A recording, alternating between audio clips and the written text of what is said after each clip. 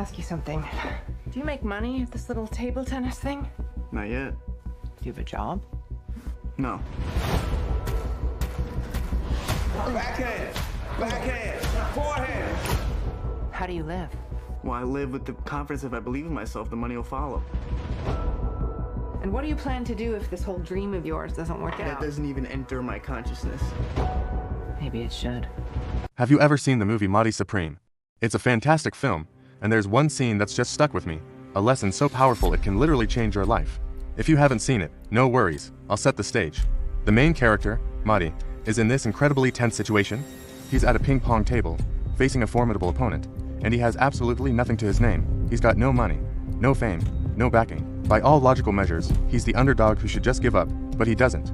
Instead, with unwavering conviction, he looks his opponent in the eye and declares he's going to win. He doesn't just hope he'll win, he knows it. He acts as if the victory is already his, as if it's a foregone conclusion. And this isn't just some movie trope, it's a profound psychological truth.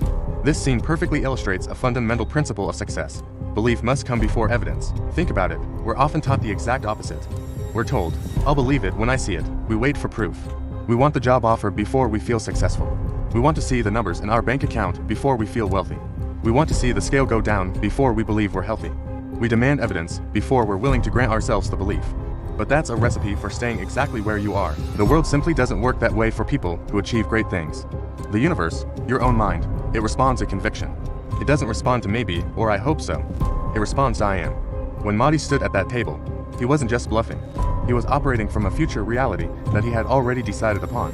His belief was the cause, not the effect, of his eventual success. He was creating the evidence through the sheer force of his conviction. This principle isn't just for movie characters. It's for you. It's for me. It's for anyone with a dream. Let's break down how to apply this in our own lives. First, and this is the hardest part, you have to believe first. Before you have any reason to, you must decide what you want to achieve and then embody the belief that it is already yours. Let's say you want to start a successful business. The eyelines believe it when I see it approach is to wait for customers to show up, for revenue to pour in, before you start calling yourself a successful entrepreneur. The Marty Supreme approach is to decide, right now, that you are a successful entrepreneur. You start thinking like one, making decisions like one, carrying yourself like one, long before the external world validates it. You're not faking it, you're pre-paving your reality. You are aligning your internal state with your desired external outcome. This internal shift is the most critical first step. It's the spark that lights the fire. So, how do you cultivate this kind of uncheckable belief when your current reality is screaming the opposite? It starts with a conscious decision. You literally have to say to yourself, I am a successful writer. I am a healthy person. I am financially abundant. You say it. You write it down. You meditate on it. You have to immerse yourself in this new identity. It might feel strange or even delusional at first. Your logical mind will fight you every step of the way, pointing out all the evidence to the contrary. That's normal. Your job is to gently push past that resistance and hold onto the new belief. The second step is to protect your belief at all costs. This is where a lot of people falter. Once you've established this fragile, new belief, the world will immediately start testing it. You'll face setbacks. You'll encounter doubters and naysayers. People, sometimes even those who love you, will question your sanity. They'll say, be realistic. They'll point to your lack of progress. They'll remind you of your past failures. Your belief is like a tiny flame in a hurricane. You have to build a fortress around it. This might mean limiting your time with negative people. It might mean curating your social media feed to only show you success stories and inspiration. It means consciously filtering out the noise of doubt, both external and internal.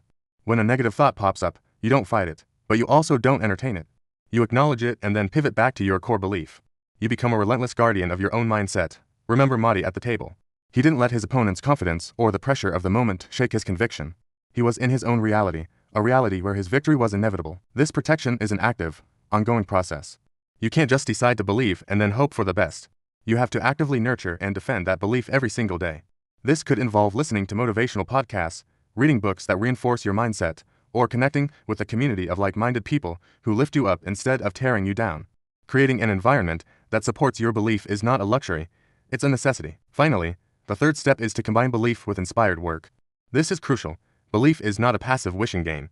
You can't just sit on your couch, believe you're a millionaire, and expect cash to fall from the ceiling. That's not belief, that's delusion. True belief, the kind Marty had, is an active, driving force. It compels you to take action. When you truly believe you are a successful entrepreneur, you don't wait for permission to start. You start building the website, you start making the sales calls. You start developing the product, you take action, not out of desperation or a need to prove yourself, but from a place of confident expectation. The work you do becomes an expression of your belief. It feels different. It's not a grind, it's a flow.